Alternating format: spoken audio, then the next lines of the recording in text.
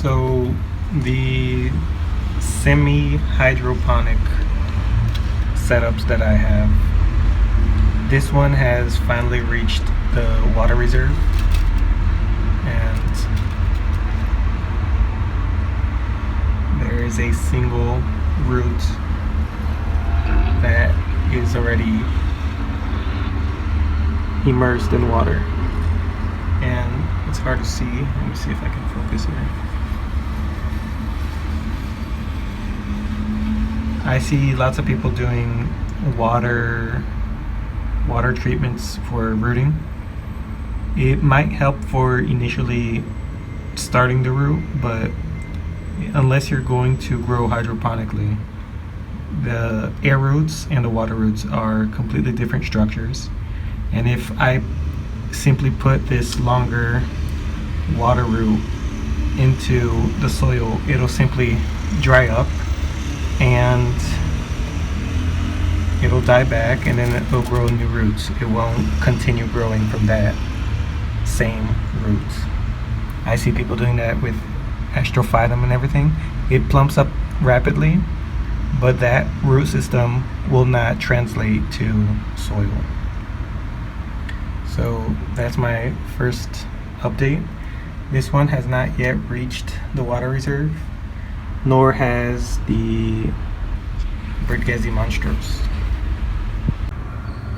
So here are another update on the girdled cacti.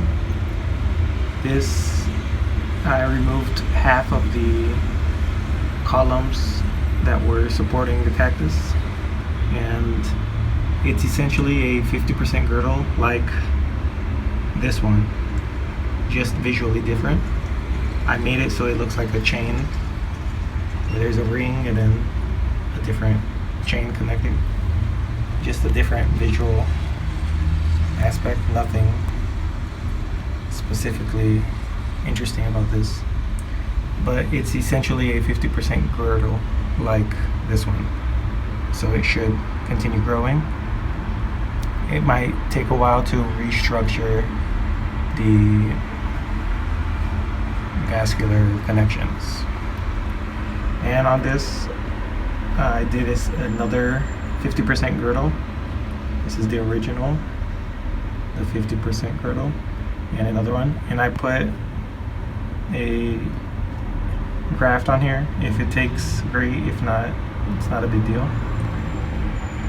And so far it's been growing without any issues doing the 50% girdle. There isn't a noticeable difference in the diameter of the new growth, which is kind of expected, but I guess it doesn't translate as well. And this one, hopefully it continues growing without issue. So continuing on with the Trichocereus updates, the deskinned cactus is just growing normally. The delayed growth was pretty pronounced. I know there was a drought period exactly when I did the cut, so it may have affected the results, but I don't see any positive effect from this, at least without actually testing the new material to see if there's a difference. But as far as the growth rates, there was a pretty steep drawdown in biomass accumulation. So if I were to reattempt this, I would remove less material, maybe only a third, rather than approximately 50 or 60%, which I did here. So removing at a third at a time might be a better idea than what I did here. But regardless, there's a small amount of splitting from the dried material expanding from being watered. The small cracks, there's a few that were deeper, but without having to intervene with any rooting material or sulfur or anything. They calloused and it's growing fine. And here I did a second extreme girdle with a larger bridgesii seedling. I can't really get a good, okay, this is the average size. As you can see here, like with most cacti, when you cut them, there is a thin dark green layer and then nearly completely white flesh on the interior after the green outer flesh. When the other extreme girdle was cut and removed the columns, the white from this interior is almost completely gone, and it seems that the cactus attempted to make more photosynthetic material like the outside of the cactus. Most of the protective alkaloids are found in the dark photosynthetic material. So without any testing, I'm not using any backing or anything, any scientific backing, but this may increase the alkaloids and other secondary metabolites in cacti.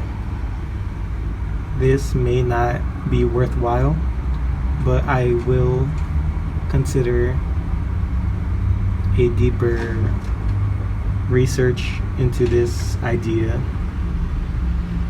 and in the future I hope to experiment and actually have measurable numbers for this idea. I'm not sure how I would do the control, but I guess a clone, like I get this, I make a clone, I grow them in the same pot so they have the same watering, same nutrient conditions, and then one of them I would do this approach, and the other I would leave the same when they're about the same, and then I cut, measure, and then I would do the comparison based on the final results. But again, this is very preliminary. I have zero other reference materials for this idea. It's just an observation I made. I may be completely wrong, but since the alkaloids also occur during mechanical damage from animals harvesting or eating the material, this may simulate that and induce more alkaloid production. So I have no idea, but just an idea which I found very interesting. Então, aqui está só uma atualização desse projeto semi-hidropônico que eu estou arrumando aqui. Esses dois estão aqui. Esse daqui, a raiz ainda não chegou ao reservatório da água, porém esse daqui já chegou. Aí, deixa eu levantar aqui para vocês verem. Ali é o reservatório da água e aqui é a raiz. Aí, se você olhar mais perto, é parecido às raízes de hidropônico. A parte de baixo é raiz de água. E se você ver, tem uns pelucinhos na raiz de cima, que é raiz de ar. Eu vejo umas pessoas falando que eles começam a raiz deles em água, tratamento de água. E inicialmente sim, ele ajuda a raiz a crescer mais rápido e profundo, já que a planta está querendo água, ele vai crescer a raiz rápido para receber a água. Porém, essa raiz não sobreviveria em estrumo. A raiz de água é diferente de raiz de ar ou de strumo. A estrutura é diferente e se eu simplesmente botar essa raiz dentro de strumo, ele vai ressecar e morrer. Aí mais para cima, onde não está morto, ele vai desenvolver mais raízes. Eu pessoalmente só acho que você devia fazer tratamento de água se você vai crescer a planta hidropônica. Senão não faz muito sentido, já que você vai perder as raízes para ele crescer de novo adaptado ao seu substrato. Então essa é a primeira atualização. Esse daqui ainda não chegou ao reservatório de água e o cacto pênis também ainda não chegou. E agora aqui está a outra atualização nos girdles que tem. Eu removi 50% das colunas que ficaram e aqui eu espero que continue sustentando o cacto crescendo, já que aqui é 50% girdle e continua crescendo sem problema. Aqui é equivalente, porém visualmente diferente. Aí eu cortei e vai ficar parecido um colar, os anéis aí juntando, só uma coisa diferente visual. Aí aqui eu fiz o terceiro girdle desse cacto, é o segundo de 50%, você quer ver aqui, e eu coloquei alguns enxertos que se sobreviver bem, senão não é uma grande perda. Aí ele continua crescendo sem problema e eu vou continuar fazendo isso até decidir cortar de uma vez o cacto.